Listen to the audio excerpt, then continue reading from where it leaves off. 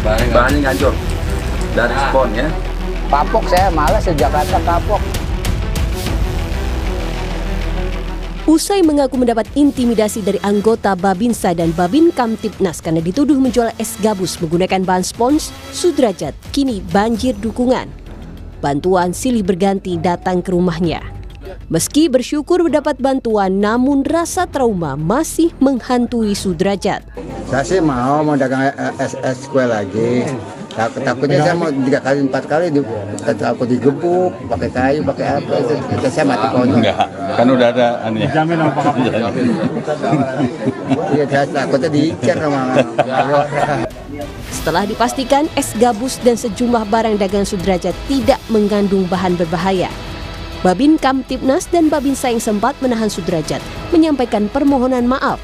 Kedua belah pihak akhirnya berdamai dan saling memaafkan. Maaf sebesar-besarnya Pak atas apa yang terjadi, tidak ingat Bapak.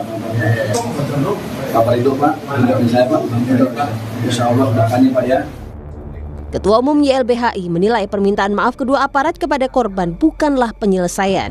YLBHI mendesak agar dua aparat dari Babinsa dan Babin Kamtibnas diproses hukum soal tuduhan tanpa dasar hingga intimidasi.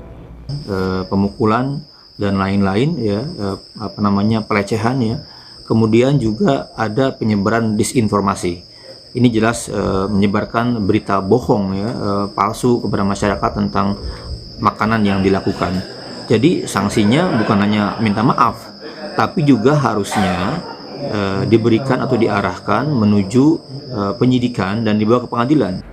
Menteri Koordinator Bidang Hukum HAM, Imigrasi dan Permasyarakatan Yusril Isha Mahendra meminta masyarakat tidak perlu khawatir. Yusril bilang, jika aparat terbukti melakukan kesalahan, akan ditindak sesuai dengan kesalahan yang bersangkutan. Ambil satu langkah-langkah sesuai dengan prosedur internal kepolisian itu sendiri, baik penegakan disiplin maupun pelanggaran etik sampai kepada kemungkinan juga akan diambil satu langkah hukum terhadap hal itu. Jadi masyarakat tidak perlu khawatir ya. Propam Polres Metro Jakarta Pusat tengah memeriksa Babin Kamtibnas Kelurahan Kampung Rawa terkait kasus tuduhan terhadap pedagang es gabus bernama Sudrajat. Jika memang ada pelanggaran, maka akan ada sanksi bagi pelaku. Tim Liputan Kompas TV. Saudara, dua aparat yang telah menuduh pedagang es gabus berjualan dengan bahan spons telah meminta maaf. Bagaimana kemudian sanksi yang pada dua aparat ini jika terbukti ada dilakukannya pelanggaran etik? Kita akan berdialog dengan Komjen Purnawirawan Susno Duaji, Kabar Reskrim Polri tahun 2008 hingga 2009. Selamat malam Pak Susno, apa kabar? Selamat malam Mbak Vina, selamat malam Mbak Valen, selamat malam para pemirsa sekalian, kabar baik? Kabar baik. Pak, ini dengan melihat tindakan aparat di lapangan yang menuduh pedagang es gabus, ini apakah ada pelanggaran SOP? Ya jelas itu ngawur gitu. Jadi tidak bisa menuduh orang langsung melakukan wah ini palsu, wah ini membahayakan. Sampai kemana kewenangan dia? Dia kan Babin Kamtibmas, yang satu lagi Babinsa. Kalau memang mencurigai ada sesuatu yang melanggar hukum terkait dengan undang-undang masalah makanan, masalah obat, masalah minuman, itu kan ada. Polisi melakukan tindakan hukum, melakukan penyelidikan, kemudian diperiksa di laboratorium.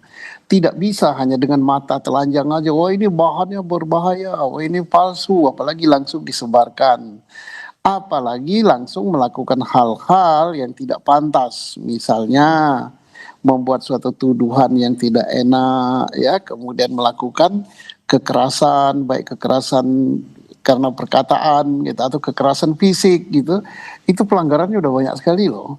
Satu, penyalahgunaan wewenang ya, baik Polri maupun dari TNI-nya ya. Yang kedua, melakukan kalau ada penganiayaan itu pelanggaran hukum pidana loh. Penganiayaan itu pidana. Polri tunduk pada pidana umum ya, peradilan umum, kalau TNI tunduknya pada peradilan militer. Yang berikut, dia jelas melakukan pelanggaran disiplin, dan pelanggaran disiplin ini sangat-sangat dekat itu mepet dengan pelanggaran kode etik gitu kan, kode etik ya. Nah jadi jelas bisa kena kode etik, bisa kena hukuman disiplin, bisa kena hukum pidana. Jadi berat ini, dan ini juga supaya menjadi contoh bagi yang lain. Oke, Dan berarti kalau iya, berarti bisa dibilang kalau ini tindakan yang terlalu gegabah ya, karena balik lagi ini bukan kewenangannya. Dan ini berarti kalau misalnya ada kasus seperti ini harus melibatkan tenaga ahli seperti Dinkes atau BPOM, begitu ya Pak ya, untuk bisa membuktikan hal itu jika memang diketahui ada kesalahan.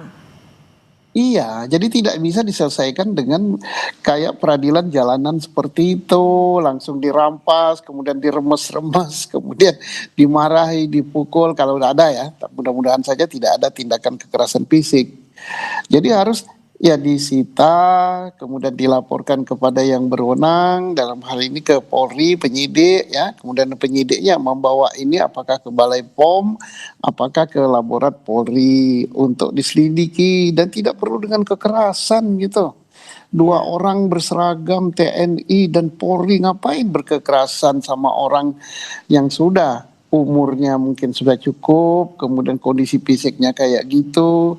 Ya udah dibawa dengan ramah ke kantor polisi, maaf Pak ya, kita periksa ya, kita ambil sampelnya. Nanti kalau ini ada mengandung barang berbahaya atau bahan apalah, jangan langsung jualan dulu, stop dulu jualan, kita periksa ya. Nah, kalau tidak ya silakan lanjut jualan. Jadi gitulah, inilah yang namanya untuk mereformasi lembaga Polri supaya tidak melakukan hal-hal yang sewenang-wenang yang menyakitkan hati rakyat gitu. Ya betul, meskipun ada laporan tapi ada proses penyelidikan yang itu sebenarnya harus diutamakan terlebih dahulu. Pak Susno, ini kan dua pihak sudah diketahui berdamai, sudah minta maaf. Apakah hal ini menghapuskan sanksi?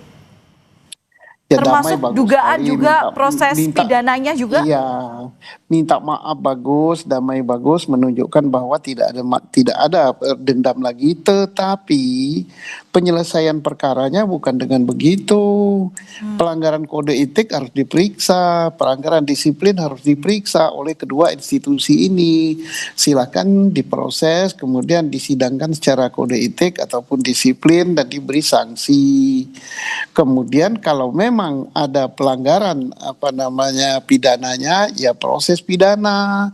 Nah, setelah diproses pidana, misalnya karena undang-undang hukum acara kita yang baru memberi kesempatan untuk mengadakan restoratif justice, ya silakan, tapi diproses.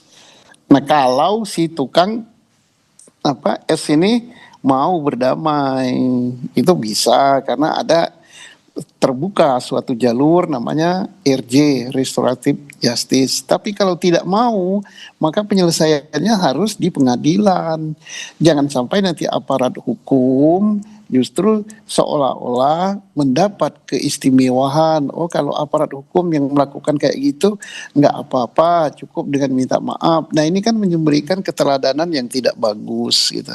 Oke. Pak, tapi kalau ada pengakuan dari korban bahwa dirinya seolah dianiaya, kemudian juga ada intimidasi saat kejadian ini, berarti ini sudah masuk ranah pidana sebenarnya ya? Ya pidana. Nah, maka itu untuk membuktikan itu kan lakukan penyelidikan, periksa saksinya, periksa. Kalau memang dianiaya, dipisem gitu kan, untuk mengetahui penganiayaan ringan atau penganiayaan berat. Kan pisem yang harus jawab. Tidak bisa dalam waktu yang pendek, wah udah selesai, sudah damai gitu. No, kan nggak boleh ya. Apalagi ini aparat itu harus menunjukkan yang bagus lah gitu ya. Jadi tidak boleh selesai, oh udah damai, udah selesai. Kok simple sekali masalahnya. Oke, Pak, ini kan yang jelas kita ini kan ada polisi, kemudian juga ada TNI, kemudian kita juga bahas mengenai adanya reformasi Polri yang memang melindungi rakyat begitu ya, yang kan memang mereka dekat dengan rakyat seperti itu jargonnya. Apakah ini seolah sudah menjadi kultur? Iya, ini bukan kulturnya Polri dan bukan kulturnya TNI. pimpinan TNI, Panglima TNI, baik Kepala Staf Angkatan, Kapolri, selalu menekankan kepada anggotanya untuk tidak menyakiti hati rakyat, untuk tidak sewenang-wenang, untuk tidak menyalahgunakan kekuasaan. Mereka adalah pelindung rakyat, bukan menjadi musuhnya rakyat, bukan menjadi orang yang melakukan perbuatan sewenang-wenang menyakiti hati rakyat. Nggak boleh. Ini kan pada level bawah. Kalau level Kapolri, Panglima TNI, Kepala Staf, di mana-mana pidatonya, arahannya untuk semua anggota supaya tidak menyakiti hati rakyat. Bahkan termasuk itu di dalam kode etik masuk, kemudian sumpah prajurit masuk, sabta marga masuk, gitu kan. Nah, itulah yang harus dihayati. Tapi dengan adanya perilaku yang semacam ini, seolah-olah apa yang disampaikan di dalam kode etik Polri, apa yang disampaikan pengarahan pimpinan, ini menjadi sirna gitu.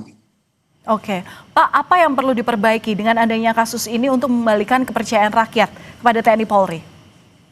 Ya, tegakkan aturan. Jangan menegakkan aturan itu adalah kepada rakyat kalau rakyat bersalah. Yang harus ditegakkan juga, bahkan lebih penting sebelum menegakkan aturan itu keluar adalah kepada di dalam tubuh sendiri. Ya, jadi tegakkan aturan pelanggaran karena mereka sudah melanggar kode etik, sudah melanggar disiplin, dan bisa juga terbukti nantinya melanggar pidana. Ya, proses. Gimana prosesnya? Oh, nanti kalau damai gimana? Lihat kasusnya, kalau ancamannya berapa, ada ketentuan restoratif justice bisa diselesaikan, tapi ada aturan hukumnya untuk menuju ke situ. Tidak langsung datang ketemu salaman, dah selesai ya, kita udah damai. Nggak bisa, nggak ada aturan gitu untuk pidana. Pidana itu kalau delik aduan dicabut, kalau bukan delik aduan berjalan sampai ke pengadilan kalau terbukti. Tetapi ada juga pintu yang dibuka, restoratif justice, itu ada syaratnya, yaitu permohonan maaf, dimaafkan, kemudian membuat pernyataan, kemudian ancaman hukumannya berapa, ada aturannya itu di hukum acara kita. Itu bisa, tapi diproses. Baik, kita akan melihat bagaimana proses transparansi utamanya untuk menegakkan keadilan, lagi-lagi untuk bisa membuktikan dan mengembalikan kepercayaan dari masyarakat.